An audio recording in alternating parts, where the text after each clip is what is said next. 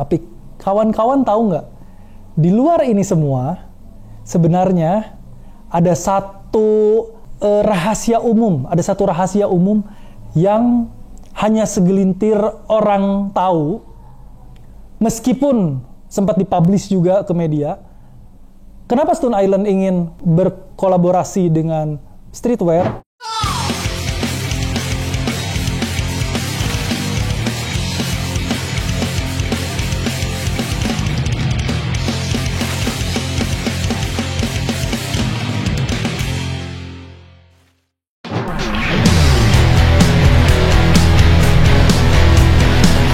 Welcome back to my channel. Selamat datang kembali di channel YouTube-nya Albert Draktan bersama dengan gue tentunya Albert Syedra Draktan. Dan kemarin ya waktu gue sempat baca-baca komen, itu banyak banget yang bilang kayak gini, tolong dong bahas collab antara Stone Island dengan brand lain. Jadi di konten yang kali ini gue bakal membahas seputar collaboration antara Stone Island dengan brand yang high-end atau luxury dan bahkan sampai nyebrang ke fashion style subculture atau culture yang lain, streetwear, sampai ke generasi-generasi yang hype beast sekarang. Itu ditabrakin oleh si brand Stone Island ini. So, stay tune, jangan kemana-mana, oke? Kita bakal bahas mengenai collab ini. Sebelum kita lebih lanjut membahas mengenai collaboration between Stone Island dengan brands yang lainnya ini, gue mau kasih tahu ke kalian semua, kenapa di antara seri-seri yang ada ini tidak ada satupun yang collab. Sejujurnya ini bukan mengenai masalah mampu atau tidak mampu untuk membeli, melainkan lebih kepada mau atau tidak mau membeli. Nah, gue nggak mau membeli collab karena nanti gue jelasin kenapa gue nggak mau beli barang collab. Cuma yang pasti kita sama-sama tahu bahwa saat ini 2023 per detik ini yang sedang sangat booming adalah sepatu Stone Island collab dengan New Balance ya, 574 Legacy.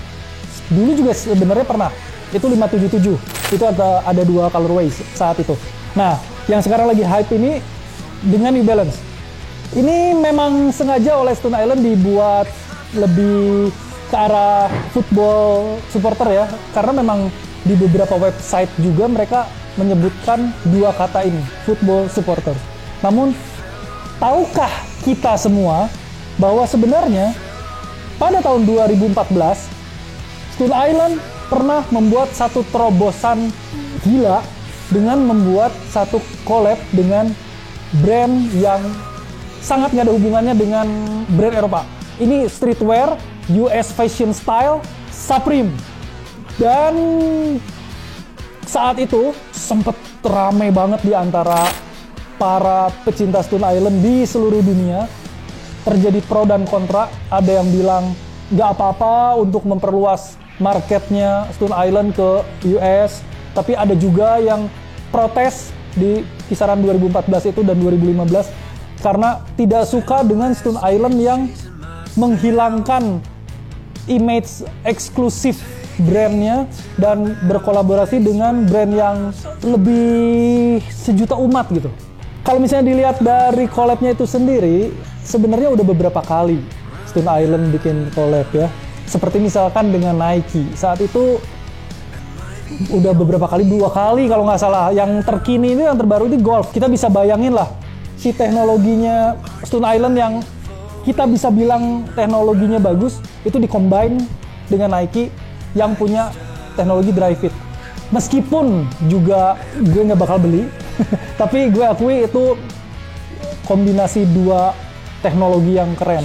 Atau mungkin kawan-kawan yang berpakaian ala casual dresser, mungkin kalian masih ingat pada tahun 2008 dan early 2008-2009 itu Adidas juga pernah berkolaborasi dengan Stone Island, itu merilis sepatu yang saat itu booming banget. berbarengan dengan shadow project-nya Stone Island. Jadi benar bahwa memang ini bagian dari taktik marketnya Stone Island untuk memperluas atau untuk lebih brand awareness-nya lebih besar atau branding-nya lebih oke dengan cara merambah pasar US. Karena kita sama-sama tahu di dunia ini ada anekdot yang menyatakan bahwa kita belum terkenal kalau kita belum berhasil menyentuh bahkan menjajah pasar Amerika Serikat. Itulah sebabnya mungkin salah satu taktiknya brand-brand yang dari Eropa atau juga Asia, mereka berusaha untuk sekuat tenaga tembus bisa masuk ke United States of America. Seperti itu. Tapi kawan-kawan tahu nggak? Di luar ini semua, sebenarnya ada satu rahasia umum. Ada satu rahasia umum yang hanya segelintir orang tahu, meskipun sempat dipublish juga ke media. Kenapa Stone Island ingin berkolaborasi dengan streetwear? Salah satunya adalah karena Stone Island ingin menghilangkan image yang identik dengan hooliganism, dengan casual yang di era 80-an dan awal 90-an itu identik. Kalau udah pakai Stone Island itu berarti yang paling doyan berantem, seperti itulah. Image itu yang oleh Stone Island ingin dihilangkan. Jadi dengan mereka membuat kolaborasi yang sangat nabrak ke different culture yang sangat beda banget, streetwear, US fashion style, itu salah satunya adalah untuk menghapus citra atau image mereka sebagai brand yang identik dengan hooliganism, dengan kriminalitas di supporter sepak bola. Dan ini juga alasannya yang tadi gue bilang di depan, kenapa gue nggak mau beli collab-collab ini. Sekali lagi gue bilang, ini bukan mengenai masalah mampu atau tidak mampu, bukan gue sombong atau show off atau apapun, bukan. Ada beberapa collab yang bisa identik atau bisa diadopsi ke casual subculture. Misalkan Stone Island yang collab dengan Moncler misalnya, atau Stone Island dengan New Balance pun juga itu bisa, ya kan? Atau dengan Adidas. Kalau gue pribadi, gue lebih suka kalau pakai Adidas ya Adidas aja. Kalau misalnya pakai Stone Island ya Stone Island aja. Kalau misalnya pakai Moncler gitu ya Moncler aja, seperti itu. Dan kalau untuk konteks yang Supreme, sebenarnya sejujurnya gitu ya, I'm not into amrik yang streetwear, karena bukannya nggak suka, tapi memang nggak kesana lah lari fashionnya gue kayak gitu. Dan satu lagi gue mau kasih tahu juga ke kalian semua, kenapa sih hingga akhirnya si Stone Island ini bisa kok image-nya sedemikian buruk hingga bahkan pihak marketing Stone Island-nya sendiri ingin merubah citra hooliganism ini dan sampai berani bikin collab dengan brand-brand yang katakanlah so-called streetwear itu tadi. Karena kita sama-sama tahu bahwa di awal 1980-an, katakanlah 1981 ya tepatnya, ketika itu belum ada Stone Island. Dan supporter klub-klub di Inggris yang tembus Liga Champion dan kemudian mereka away ke Europe kontinen, mereka itu beli brand-brand yang mahal, made in France, Italy, Jerman, dan lain-lain. Tapi bukan Stone Island, karena Stone Island belum ada. Kita sama-sama tahu bahwa Stone Island berdiri 1982. 1981 ya belum ada. Kesininya, karena Stone Island kemudian menjadi brand yang baru tapi mahal, sedangkan para casual saat itu mulai kayak bersaing, ingin nyari yang lebih mahal lagi, lebih mahal lagi, lebih mahal lagi, lebih mahal lagi, dan lebih punya jati diri.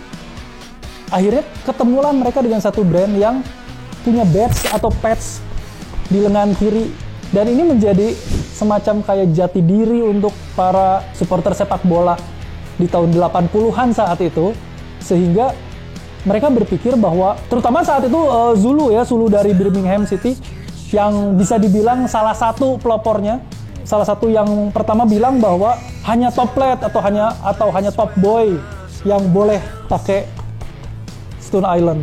Jadi ya kesininya ya tim-tim lain juga mulai menganggap bahwa yang pakai Stone Island adalah yang paling jago berkelahi, yang jadi pemimpinnya, dan lain-lain dan sebagainya. Akhirnya image inilah yang terbentuk, bahkan hingga detik ini. Banyak di antara istilahnya gitu ya, di antara bocil-bocil gitu yang mungkin komen terus bilang, alah pakai Stone Island kayak berani gelutnya aja, alah pakai Stone Island berani dengan berantemnya kagak atau segala macam. Stone Island tidak ada hubungannya dengan hooliganism. Bahkan pihak Stone Island-nya sendiri ingin merubah citra tersebut.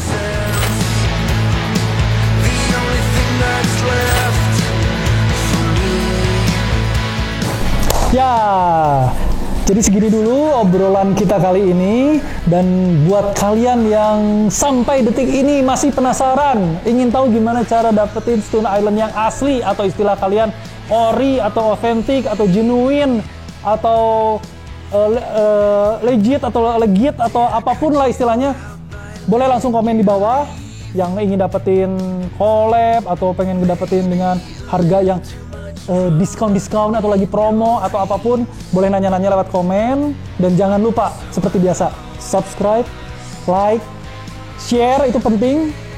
Share knowledge ini, share pengetahuan ini, nyalain loncengnya, dan see you on my next video. You keep it to yourself.